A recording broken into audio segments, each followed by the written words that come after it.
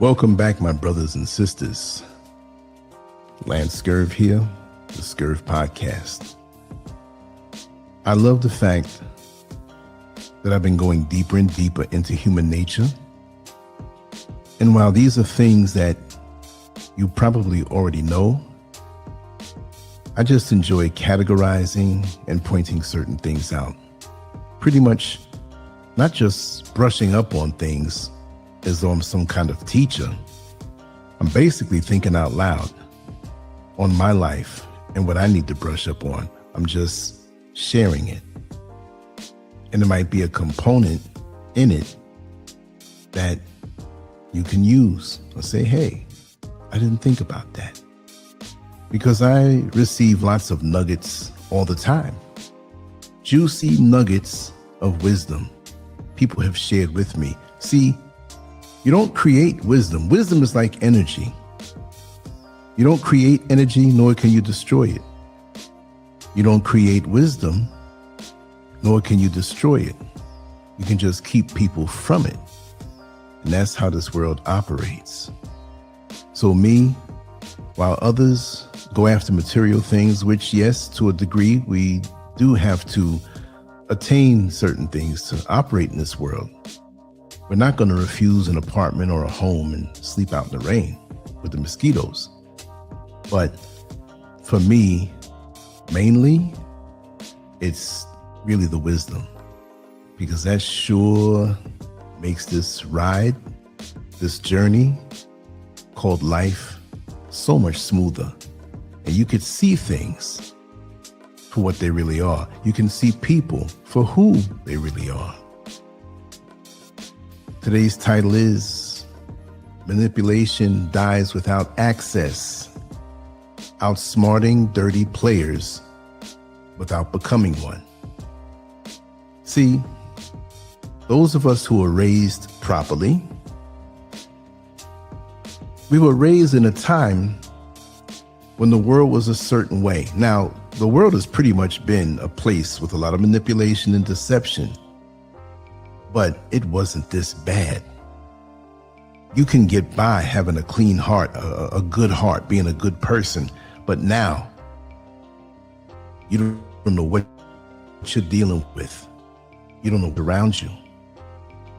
See, most people believe that having a good heart is enough. They believe honesty protects them. Patience earns respect. And fairness balances outcomes. That belief feels right, but it does not match how the world actually works. The world does not reward the cleanest heart. It rewards the sharpest awareness. Every single environment you enter already has a game running. We're just not aware of it. Workplaces, families, friendships, and social spaces all operate on unspoken rules. Some people learn those rules early. Others are never taught them at all. When you refuse to see the game, you don't remove yourself from it. You can stick your head in the sand all you want, but you can't remove yourself from the game that's going on around you, so you best to know it. You become the easiest piece to move when you refuse to see the game or are unaware of it. People who play dirty rarely look aggressive. They look calm. They smile. They sound very much reasonable. They rearrange the board while you're still assuming fairness. That is why manipulation feels confusing. It doesn't announce itself. It blends right on in. This message, this monologue, is not about becoming cruel or dishonest. It's not about lying, cheating, or hurting others. If this word that I shared today was about that, this would be a very, very short dialogue. It's really about awareness. Awareness keeps you upright in rooms where truth is optional and intentions are irrelevant. Once you understand how power actually works, you stop being shocked by people's behavior. You stop reacting emotionally. You stop explaining yourself into weaker positions. You become calmer, sharper, and much harder to move. Why dirty players target good people? The people who get targeted the most are not weak. They are consistent, transparent, and predictable. They behave the same way in every situation and expect others to do the same. That consistency becomes a map for anyone paying attention. Manipulative people don't hunt strength. They hunt patterns. They watch who hesitates before responding, who rushes to clarify, who feels uncomfortable with silence, and who avoids disappointing others. These aren't flaws, they are signals, and signals invite exploitation. Good people assume shared values. I'm gonna say that again. Good people assume shared values. That's our downfall. They expect fairness to be mutual. That assumption creates the opening. The moment you believe someone will act the way you would, you hand them control over timing and outcome. Kindness is not the danger. Predictability is. When someone knows how long you'll tolerate disrespect and how many chances you'll give, they stop guessing and start calculating. Slow escalation works because good people keep hoping behavior will improve. Restraint without leverage invites pressure. When harmony matters more to you than position, negotiation disappears. The solution isn't cruelty, it's ambiguity.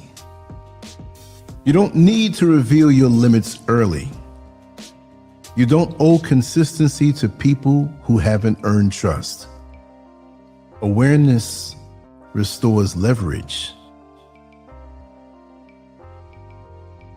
Now let's talk art of controlledness.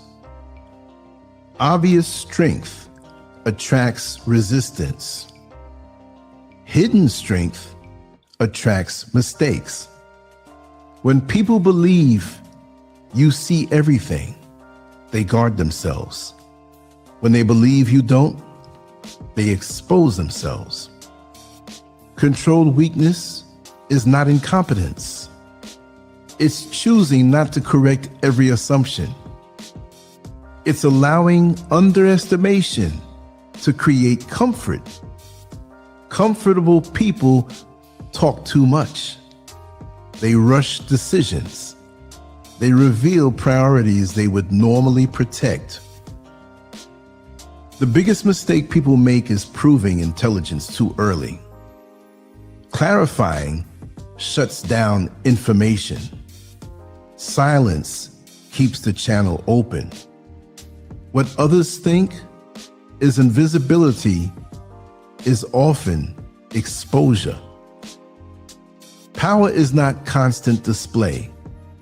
It is selective reveal. Variation disrupts calculation. When others cannot model you accurately, they hesitate. That hesitation is leverage. And here's why explaining yourself makes you lose. The moment you explain, you invite evaluation. What felt like clarity becomes a test. Your reasoning gets judged, reframed, and used against you. Manipulative people don't listen to understand. They listen to extract. Every explanation provides material. Silence provides none. Explaining also reveals priorities. It shows where pressure affects you. Once that's known, tactics adjust. What you thought was honesty becomes a roadmap. Authority does not over-explain, it acts. The less you justify, the fewer handles exist for manipulation. Silence forces others to project, and projection reveals intent. Here's why dirty players position instead of attack. Direct confrontation creates resistance. Positioning reshapes outcomes quietly. Instead of accusing, they suggest. Instead of opposing, they arrange conditions that limit your options. You are guided into responses that make you look emotional or unreasonable. Defending yourself loudly confirms the frame. Calm restraint removes it. Reputation is rarely destroyed by accusation. It erodes through implication. When you refuse to perform the expected role, the script weakens. Positioning fails without reaction. Predictability fuels manipulation. Composure breaks it. And this is why fairness is a trap. Fairness only works when both sides agree to it. When one side abandons the rules and the other stays loyal, imbalance is guaranteed. Rigid fairness removes adaptability. While one side debates ethics, the other calculates advantage. Delay transfers momentum. Justice without consequence is decoration. Behavior changes only when cost exists. Accuracy responds to reality, not ideals. Once you stop confusing moral comfort with strategic strength, clarity returns. Boundaries solidify. Outcomes change. Urgency benefits manipulators. Speed reveals emotion and priorities. Delay creates uncertainty. Silence applies pressure without confrontation. It shifts emotional gravity. Those who wait gather information. Those who rush leak it. Delayed response signals self-command. It suggests options. Anxiety grows on the other side while your position stabilizes. And this is why they try to confuse your identity. See, when people up themselves, resistance collapses. Subtle remarks framed as concern destabilize internal certainty. Identity confusion drains energy. While you self-evaluate, others advance. Stable identity blocks influence. Your direction must be internally defined. When approval isn't required, manipulation loses power. Predictability invites planning. Planning creates leverage. Variation disrupts it. Inconsistency reinforces boundaries without announcement. It prevents entitlement and protects information. Autonomy looks unreliable to those seeking control. That discomfort works in your favor. And this is why walking away creates fear. Manipulation needs participation. Disengagement collapses the structure. Absence creates uncertainty. It removes access, pressure, and narrative control. Walking away signals self-sufficiency. Influence fades when attention disappears. The goal is not domination. It's becoming unreachable. When engagement becomes expensive, behavior changes. When reactions are measured and access is selective, pressure dissolves. Power is the quiet alignment. It shapes environments instead of arguing within them. Once predictability disappears, manipulation becomes costly. Outsmarting dirty players is not about tricks. It's about clarity. When you stop reacting on command, people become careful around you. You don't become powerful by adding noise, getting loud, argumentative. You become powerful by removing predictability. The moment you stop explaining, rushing, and reacting, something shifts. People adjust because they can no longer read you easily. You don't need to win every exchange. You don't need to correct every misunderstanding. Your job is not to be liked. Your job is to be positioned. When access is no longer cheap, manipulation stops being profitable. Not because people become moral, but because self-interest changes. Awareness doesn't make you cold. It makes you grounded. It keeps your energy where it belongs and your emotions protected. Stay sharp, stay aware, and never play a game you don't understand. Every problem has a solution. Beat these entities at their own game and watch them vanish into nothingness. Now, I hope someone out here feels a sense of empowerment after absorbing these expressions, because there's so much going on in the world that we have to help each other stay alert and stay aware, because it's not easy out here. But the one takeaway that I want you to remember is to always be aware, and always, like I said in the beginning, be aware that there are unwritten rules and there are games in every atmosphere, every environment. Understand that when you walk into a new environment, there are things already in place, rules and regulations, ways of acting, ways of dealing. Stay silent, don't reveal too much, and observe the movements of the people. And it's not just what they say, but it's the expressions on their face when they deal with each other, on a job, within families, within neighborhoods. See, people are not going to really say, okay, you're new here, let me tell you how we get along here. No. They want you to not know, usually, when they are a manipulator. See, let's go back to the early days when a lot of us were growing up. No matter what our emotional or mental or spiritual makeup is.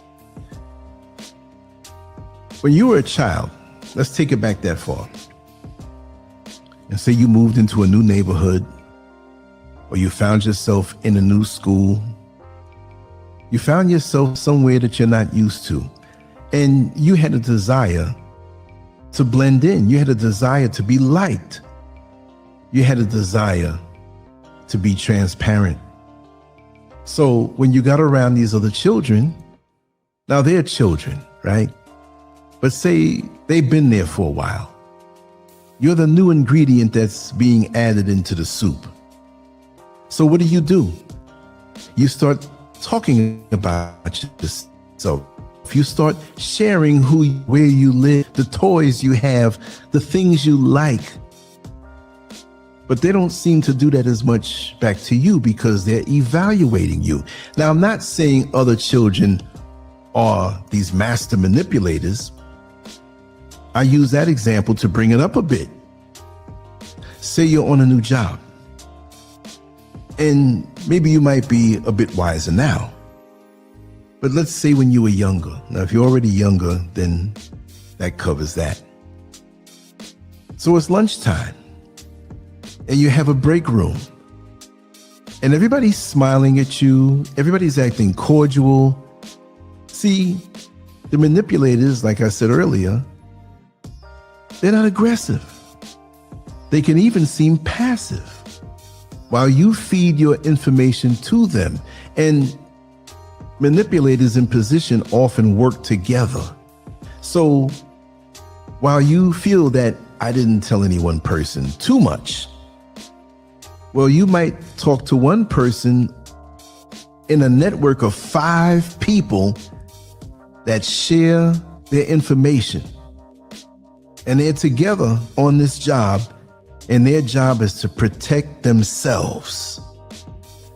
So you may tell one person where you live, and you may tell the next person what car you drive, and you may tell the third person the status, relationship status you have, or how many children you have.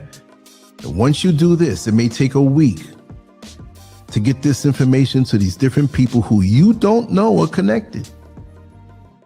And then they get on the phone. And that one person that you told where you live, she knows all the things that you've ever revealed. Now, I watched this played out when I worked with the incarcerated. You might have a young lady who is a corrections officer, and she's on the phone at the station, or her post rather, okay, in that certain area. You know, you have a post and you have day rooms around it, 3-day rooms, 2-day rooms, maybe 1, but you're assigned area that has inmates. Now it's the daytime, they're out of their cell. Let's just say this is general population, and they're walking around in the open day room. Some may stay asleep in their room or go in there and draw something to do something. Others come out and they socialize. Maybe they just finished eating lunch. And so you're on the phone. And now you may have, and I don't know what they call it everywhere else, but you may have a trustee. A trustee, that's what they call them. It's a person with a lesser charge, maybe driving without a license, right? Their license is suspended, or it may be something of public nuisance, or something where they can apply, not with an application, but they can put in to be a trustee. And a trustee goes into jail or to prison all over the place, not really exposed to people with a heavier charge. That's why you have a corrections officer there. But the trustee, that trustee empties the garbage cans, mops the floors. If there's an inmate that got sick and threw up, they'll call the trustee, because the trustees have a certain amount of time in the day that they work. They might be sitting down somewhere until called after they do their regular duties, right? So the trustees are nicer. They're not as threatening. They carry themselves a certain way. But guess what? Trustees, you got to watch them too. But because they go to different areas of the jail, they can carry a message from one area to the next. A message for one particular inmate, maybe a piece of paper or a note. Maybe these particular inmates that want to communicate with each other, they are to be kept separate because they're on the same case. So they can't talk and collaborate with each other to come up with better lies with the time that they have. So you can't have them in the same cell. Then you have some who are arrested that you have to keep separate from because they were violent with each other. So you can't just make the mistake and not check the computer and make sure that they don't have any holds that way. But for the trustee, who really doesn't decide the areas he works in, but he may be assigned to an area for a while, may get propositioned by a particular inmate. And they may ask him, do you work over by this particular block? And he says, yeah. Well, listen, I want you to pass this note for me. I got these 3 bags of cookies that you can stick in your pocket. Or if you do it, I'll make sure you get it. And these types of relationships are formed. So we don't know as corrections officers the games that are going on right underfoot. So we have to watch everything. So we can't have a trustee too close to a cell sweeping for 5 minutes. Why are you there so long? Or when they get there, make sure to stand there to make sure they're not communicating with the inmate that's inside the cell. Now, this can go a million gazillion ways. I'm just trying to prove a point. I didn't even know I was going to go in that detail. But the contact, you get into a new atmosphere. You get into a new environment. You observe who talks to who. Now, it may not be something sinister or gossipy. It may be business as usual, but again, remember, you have to identify the patterns. You may catch 2 employees really whispering, and their body language is a certain way. You might be walking down the hallway and see 2 employees that you know well now because you've been on the job for a long time, talking in a guarded way. You have one with their back turned to you. They're a few feet down the hallway. And as you approach and they hear your footsteps, the one facing you that's blocked by the one that has their back turned to you peeks to see who it is. And their voices get lower. Now they're connected in some way. Now you know to be careful what you say to either one of them. And if you say something to either one of them, you have to assume that the next person, that next one, will know because they're tight like that. You see? And you observe these things. It's a verbal chain of command. You get to see who's hooked up with who, but they're not going to tell you. You observe this. This is why you as a person has to stagger your movements. You can't broadcast your movements. You really should purposely, especially when you know that you're being observed, to change up. Don't be so predictable. I love doing that. I move like a shadow. I will purposely be seen or purposely form a pattern that you think you can depend on, but meanwhile, in between those obvious movements, I'm moving like a shadow. I watch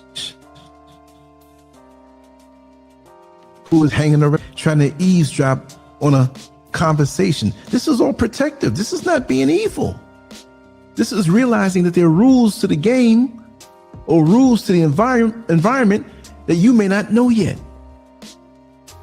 So moving cautiously and moving with awareness protects you from that.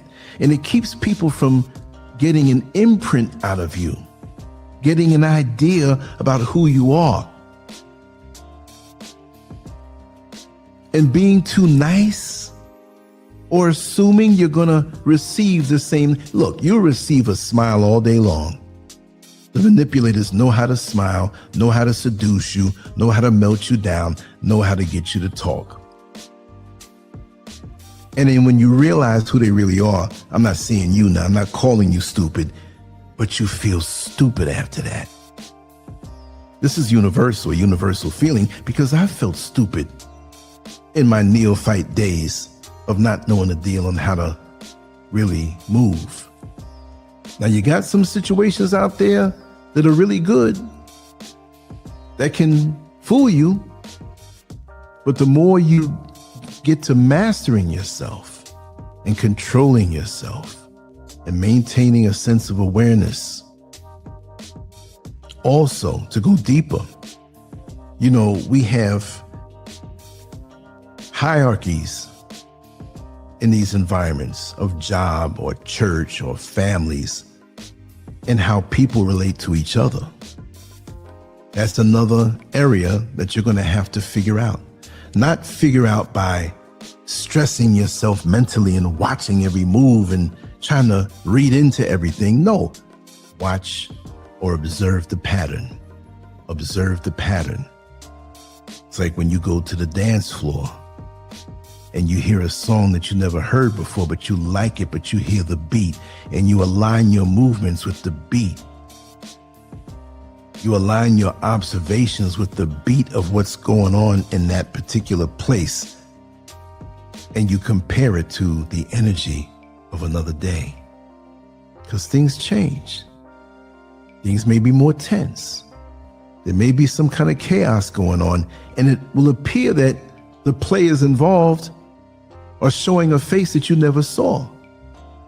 Don't assume that they're nice now because of that.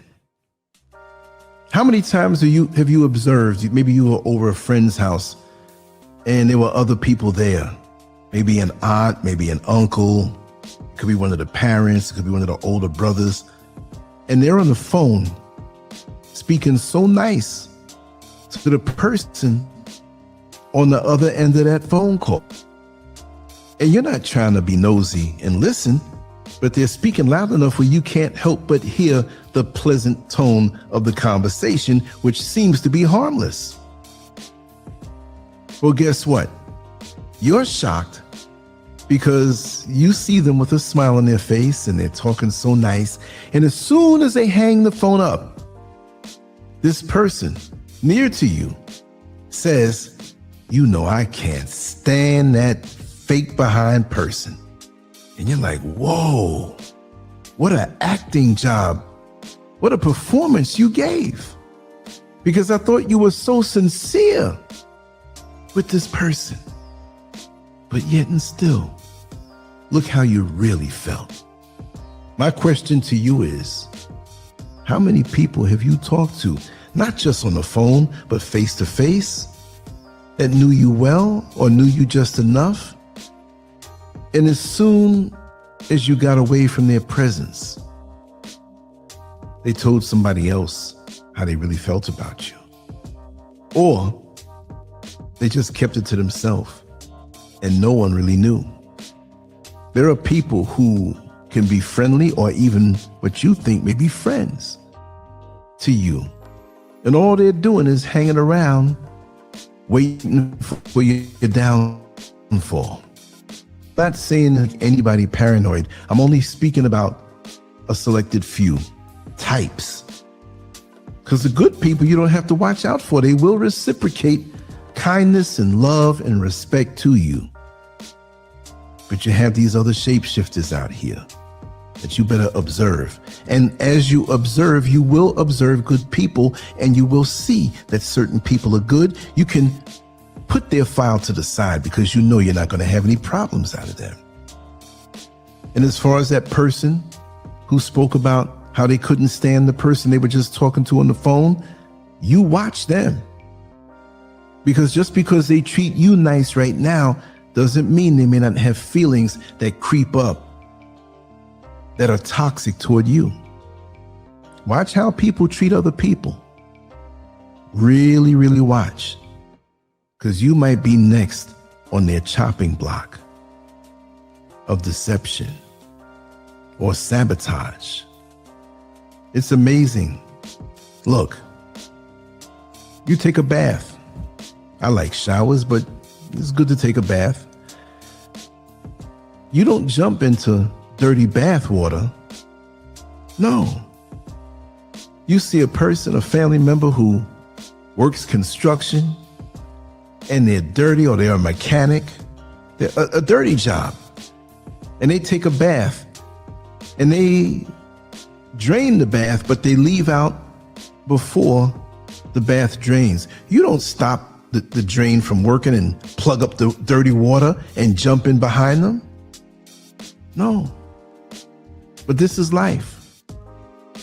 To me, while I know because of life being life and the recording of history, there have been wars and killings and murders and There wasn't nice feelings behind that. But to me, growing up, and maybe it's my perception or limited perception as a child, because of the wonderful environment that I grew up in, but the bathwater seemed like it was clean. The bathwater of this world. Now, in this year, it seems like it's just dirty bathwater all around us. Yes, pretty faces, smiling faces. Even the song years ago is still relevant today. Smiling faces sometime pretend to be your friend. Beware of the pat on the back. It just might hold you back. Jealousy, me. You know the song goes. That was made many decades ago, and I remember hearing it all the time, and I knew exactly what it meant as a child. But the viciousness today,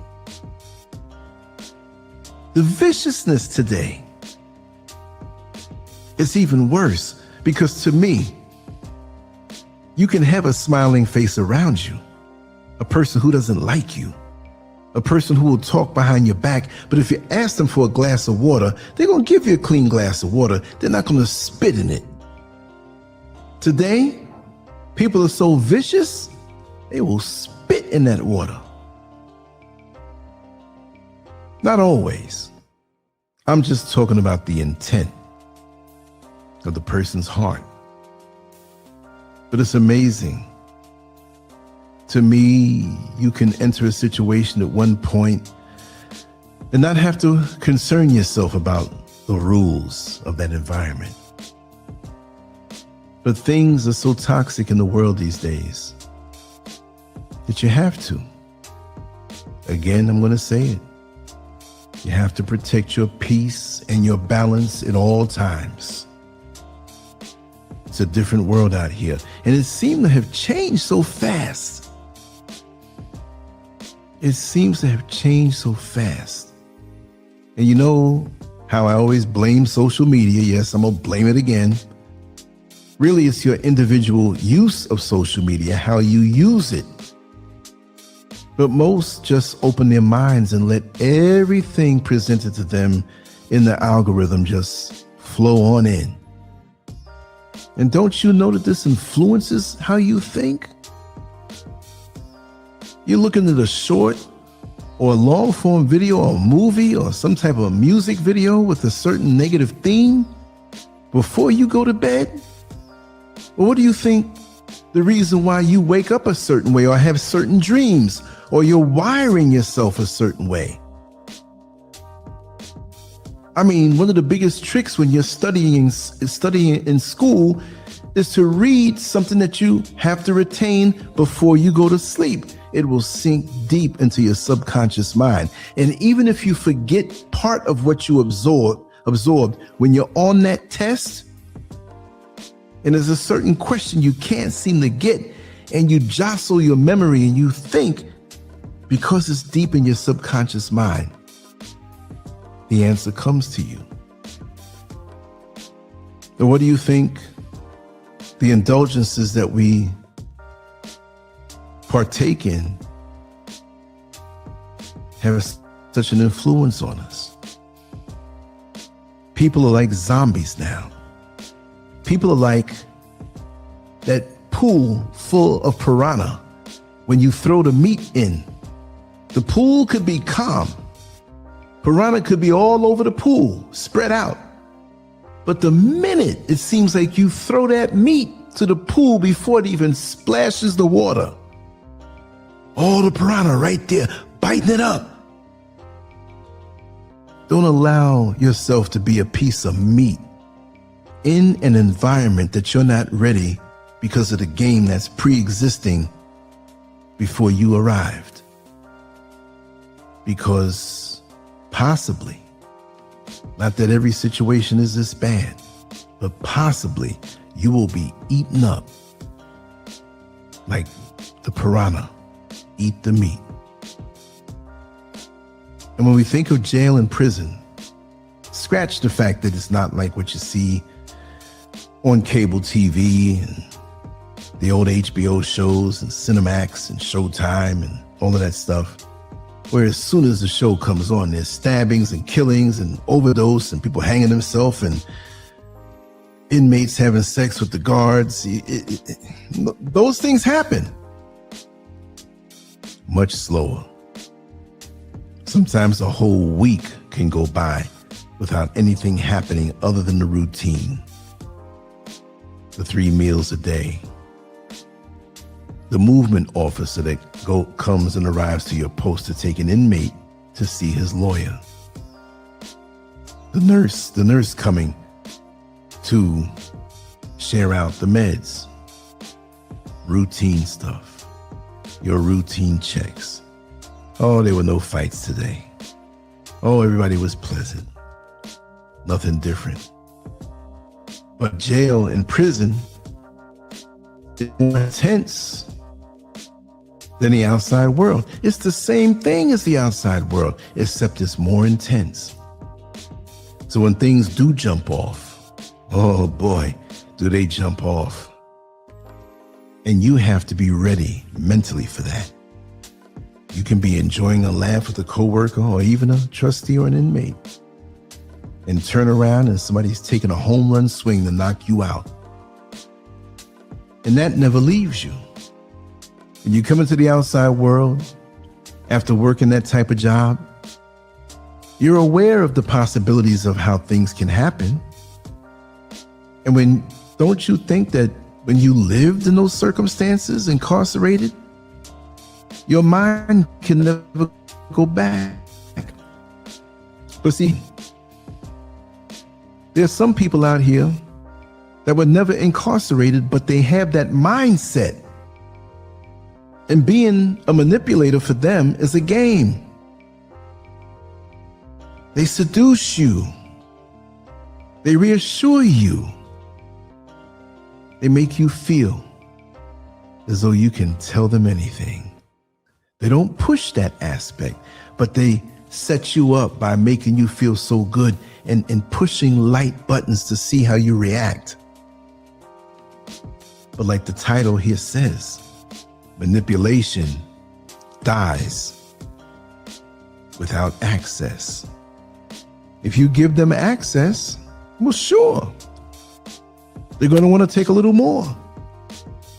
They're going to figure out a way with the information and access you gave them how to go deeper, push beyond whatever boundary you may have. You may have a soft boundary. Some people who have been through the sugar honey iced tea, trust me, you're not getting past them boundaries. So it's not about changing yourself or changing your goodness or changing your good heart, but you have to budget your good heart. Once a person has proved to you through your observation, because if they're trying too hard to prove to you, you have to watch that also. But through your observation over time within yourself, something clicks and they've earned your trust. You can see by the 360 degrees that you've been allowed to see that they're a good person. Share it with them. Share your good heart with them. You can drop your guard a little bit more with them. But remember, you always have to do a reevaluation. You see, you always have to do a reevaluation with the credit you gave them. You can have all the credit cards in the world, but they're still going to run a credit check on you to see if you pay your bills on time. And after a time, things can change. You can change. They can change. So you may have to remove access after a time once they've showed their backside, if they're not the good person that you thought they were. It's all not written in stone. But I wish you not good luck, but good skill. Sharpen your skills to see behind the mask. Because I've been through it. I've had people come around me benefit from the trust that I thought that they earned And all they wanted to do was use me, benefit from me, discard of me, and then try to destroy me. Over a period of several years. Yeah, it can happen. But the master never teaches the student everything. And you have to have that emotional, mental, and spiritual stash that you keep for yourself.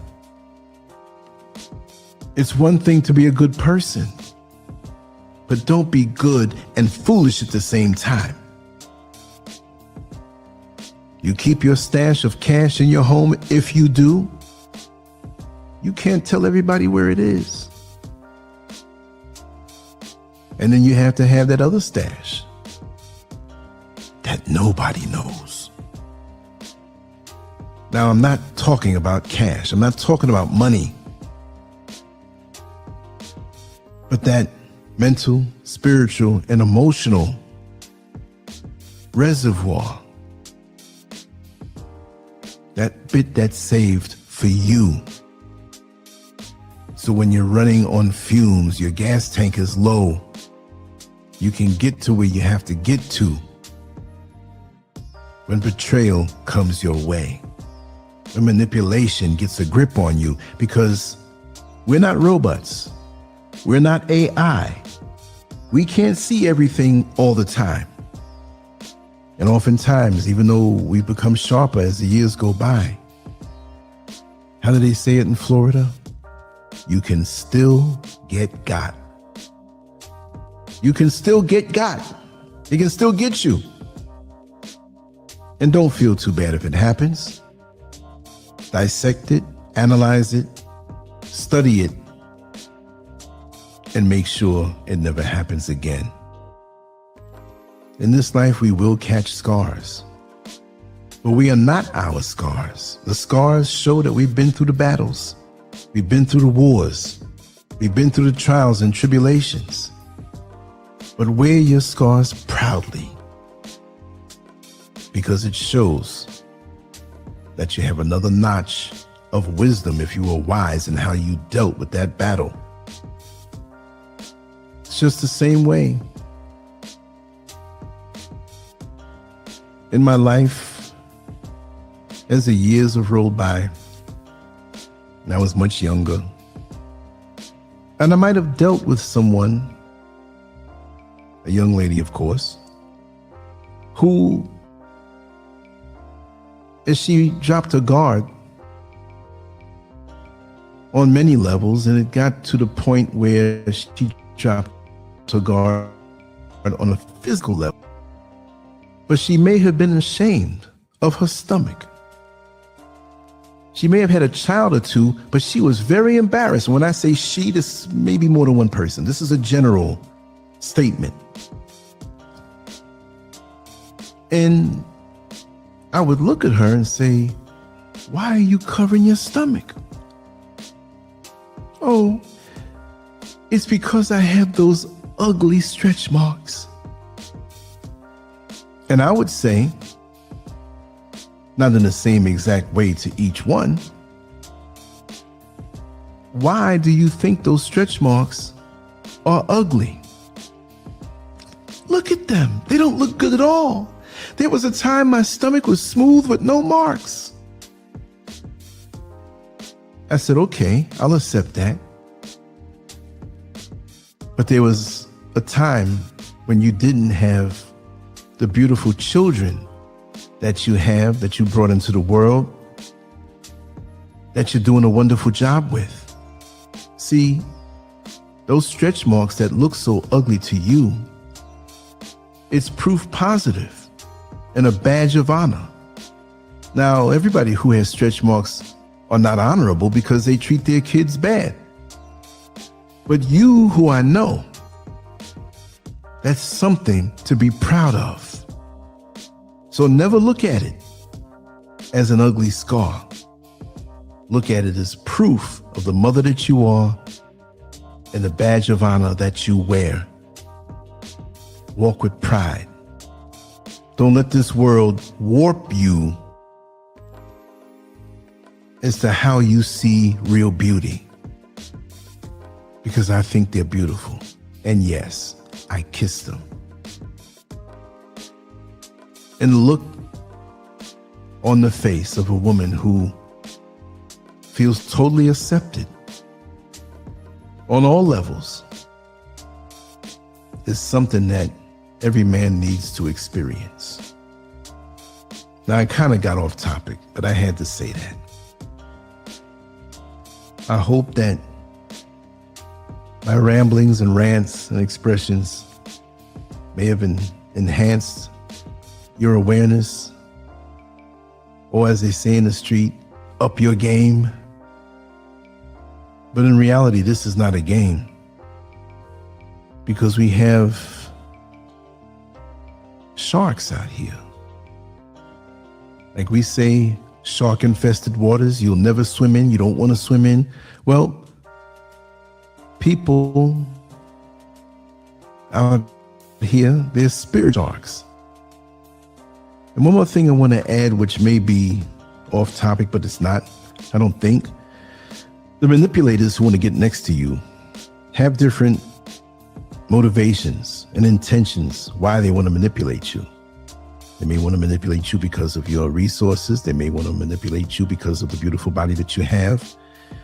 They may manipulate you because of your light. We spoke about that a couple days ago on this platform, and I'll say it again because it ties in. It all pretty much ties in all the things that I talk about. There's one side of it that fits and locks in, like office furniture when you're putting it together.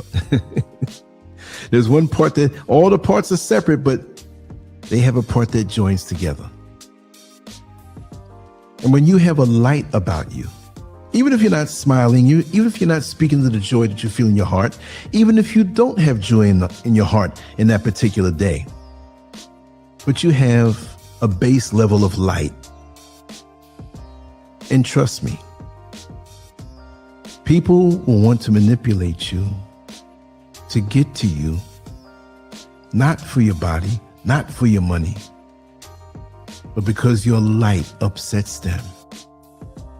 Because they feel their darkness in their soul when they're near you. You and all your goodness, you are repulsive to them. You are sickening to them. But see, you don't think this way. And like we said earlier, good people pretty much assume that the goodness in the world will be reciprocated to them. And that's not always the case. How do you think a thief gets close to you? By telling you they're a thief? There's so much deception out here. But there will be people who feel they cannot get to your level of light, nor do they want to even have it because of their hang-ups, because of what they went through. They don't see the world in a good way, even though there's a lot of bad out here. We still find a way to say life is good, God is good, life is wonderful. Yes, certain things have happened to me in my life and they weren't good, but it doesn't outweigh the gift of life that I have and how good this life can be. There are people that if you even say that around them, you would piss them off to the core. And when you carry yourself a certain way and they can feel your energy, trust me, you don't say anything. Your very presence, your very energy pisses them off to the core, and they have to destroy you. Especially if it's on a job that you go to every day, or a family, either your family or some in-laws that despise you because you don't fit in with their toxic ways of dealing. How many times have you heard of people who have gone to a church where it should be pristine,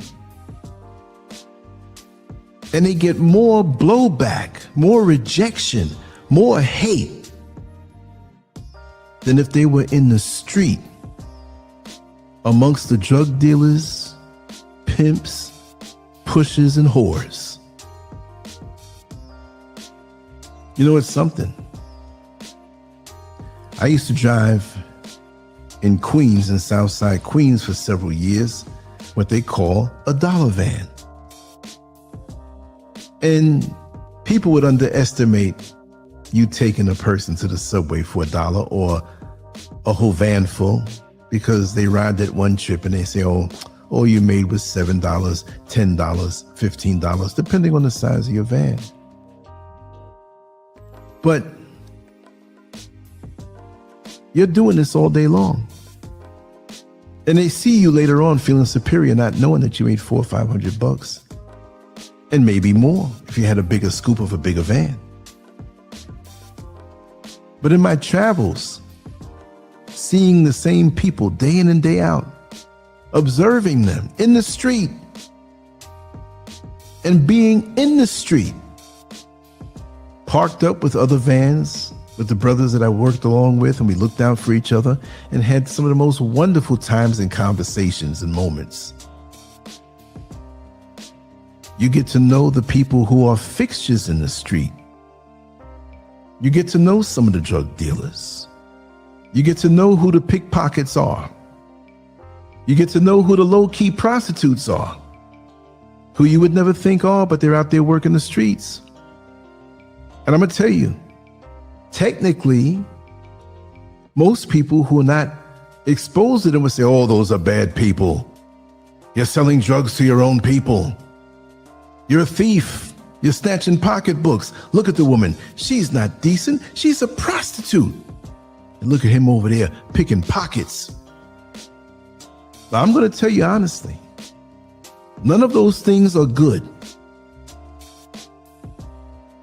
But when it got down to the real nitty-gritty, I've experienced more love, more sincerity, even with the things that these people did toward me in an unconditional way. Not every day,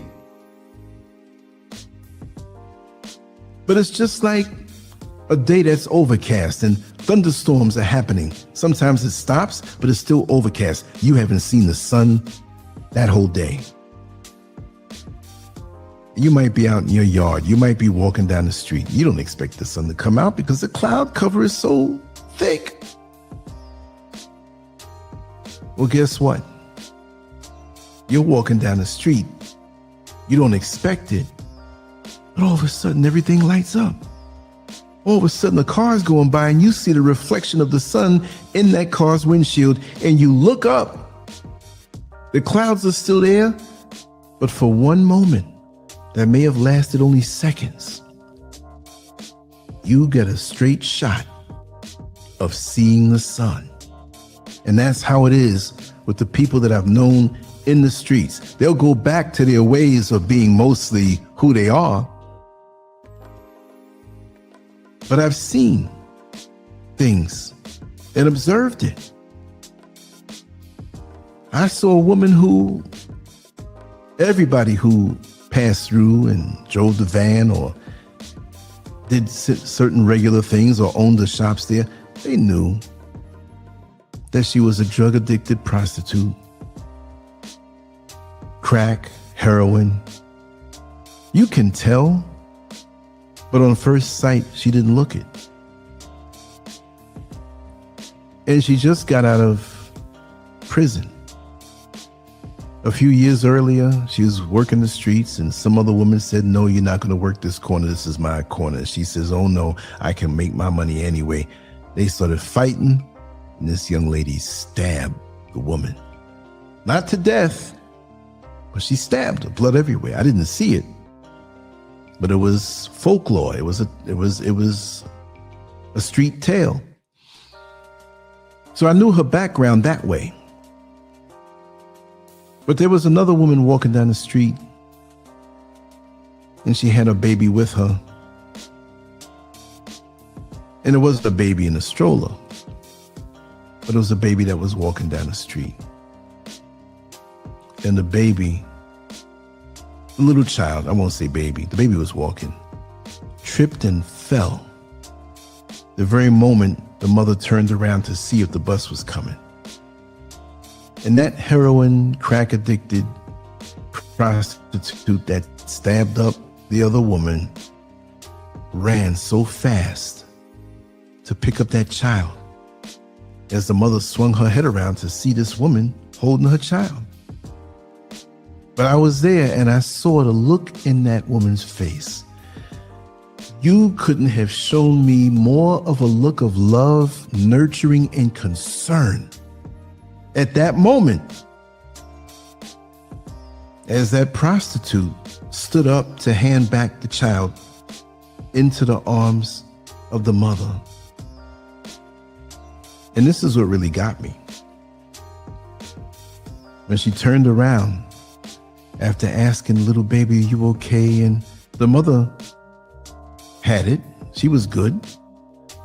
But the woman was still concerned, and she said, "Oh, to hear that child cry and to see the look on their face in pain, it broke my heart." See, the street would call her a prostitute, a druggie, a loser. But for that moment, the overcast skies parted and we got to see the sun. We got to see the light that most people would think doesn't exist in this woman. And I never saw her as I did again. And I never looked down on her, but I never saw the light. Now I knew. And I'd see her high sometime. I'd see her jumping in cars and her head disappears. All of that stuff I've seen. But I know somewhere deep down in her being, she has a light. And because of what I saw in her, I would take her to be close to me as a friend. Now, I'm not saying I'm going to bring you in my house and show you the stuff that I have and turn my back and leave the door open and say, "Hey, I'll be back to the store, just chill." She might steal. What I'm saying is that we just can't put a person in one category, because just like when you're trying to start a fire to burn something, it could be trash. It could be lighting up charcoal. So you put some paper there and start the fire. But if somebody was to work with her and put her in a different environment, it would draw out the light that's inside of her. Just like that flame that's ever growing that you started small. It would draw it out and it would be healing if that light was reciprocated and encouraged in a different environment. Because she knew how she was viewed. I'm quite sure she didn't like it. And I hope she didn't internalize it. I hope today, wherever she is, if she's still alive, that light took over and made us something different than what the atmosphere and the environment that she was in dictated she should be. I'll leave it at that. It is something to think about. We have people in tailored suits with high positions in corporate jobs and crack a smile to you, and they could be the worst snake. Maybe not, but you can't always take things on face value. But at the end of the day, to go back, outsmarting dirty players without becoming one. Don't let the people that may be toxic that you may have to deal with, let their toxicity rub off on you. And when you're unsure about a manipulator, back up, cut the access, and see where it goes. Anyway, I know at some point I was all over the world, being around the world, I didn't stay on point, but I do that sometime. I got a few things to do right now. I'm going to come back later with something else. It's a beautiful day. It's a progressive day. The work that's being done here, I'm very happy about. It brings me joy. And the happier I am, is the more I'll produce, the more I'll share and ascend. Thank you all very much for being here. I love your comments. I'm going to answer some back later on today. And I love the vibe. It is what you make it. Social media, yes, we know it's toxic, but what we put out there doesn't have to be. We can still be that beacon of light. Even though we speak on some real subjects, it's done out of love so that everybody grows and ascends to be a better version of themselves tomorrow, more so than what you are today. And for that, if I can help with that process, I did my job. And it's all done out of love. Much love to you all. LANCESCURV out, as I always say.